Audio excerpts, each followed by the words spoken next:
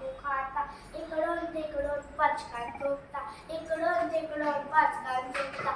हवेत जंतू पसरायचे हो, हवेत जंतू पसरायचे. कृष्णाला रोज किती जंतूगिरीची गाणी सांगणार आहे, पुन्हा ठाऊक आधीच जाणे दिवसात चढून गेलाय.